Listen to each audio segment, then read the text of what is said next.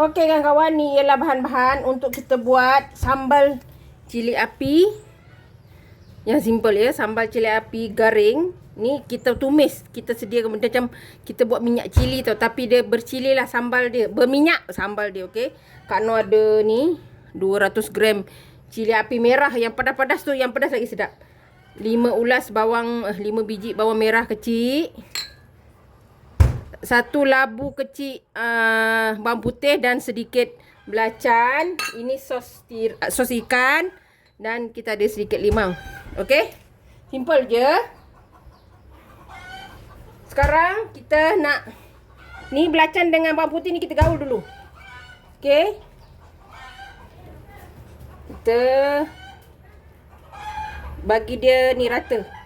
Kita akan goreng bawang putih dulu ya kawan-kawan. Ni kita dah campur dengan belacan. Jom kita goreng.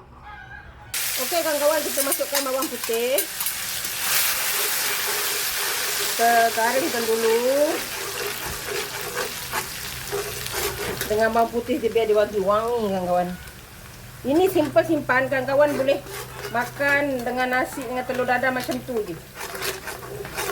Minyak dia memang kena banyak ya, supaya dia tahan. Okey. Bawang merah. Kalau kurang minyak kita tambah. Kita tambah lagi. Kita tumis lagi sampai bawang dia garing. Memang kita kena tambah minyak banyak ya kawan-kawan.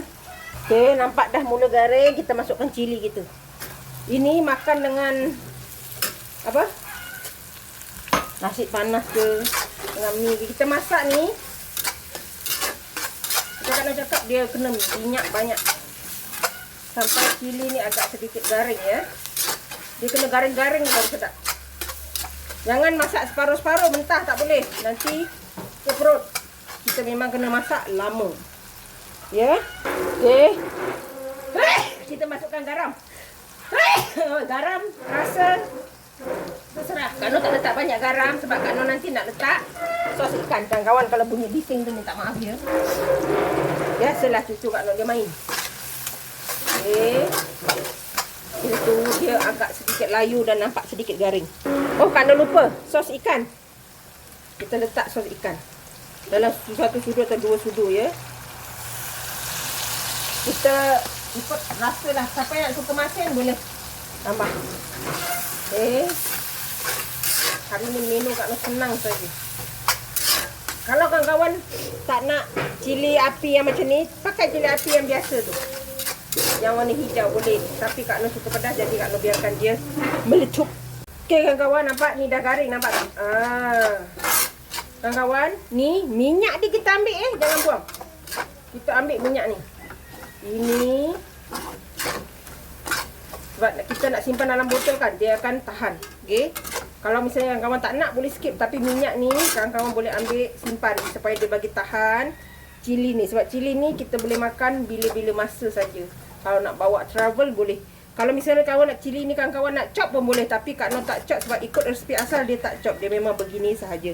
Okey, dah boleh angkat dan kita hidang. Lupa sekejap. Asam limau dulu. Peras limau nipis kawan-kawan. Lupa dah Kak Noh. Baru kita gaus. Kita gaus sekejap, dah boleh kita angkat. Wangi bau limau kawan-kawan. Jom kita hidang. Alhamdulillah kawan-kawan, cili api, sambal cili api garing. Ni kawan-kawan, berminyak ni jangan buang. Macam kalau cakap kawan-kawan nak goreng telur, boleh sapu. Ini memang tahan berminggu-minggu kawan-kawan, sebab kita dah buat goreng dia garing-garing sikit. Sedap, wangi. Kawan-kawan boleh cuba, resipi senang dan mudah. Jangan lupa like, comment, share and subscribe. Dan terus sokong Kak Noh. Jangan lupa tekan loceng agar kawan-kawan mendapat video yang terbaru dari Kak Noh. Salam sayang dari Kak Noh. Assalamualaikum. Selamat mencuba.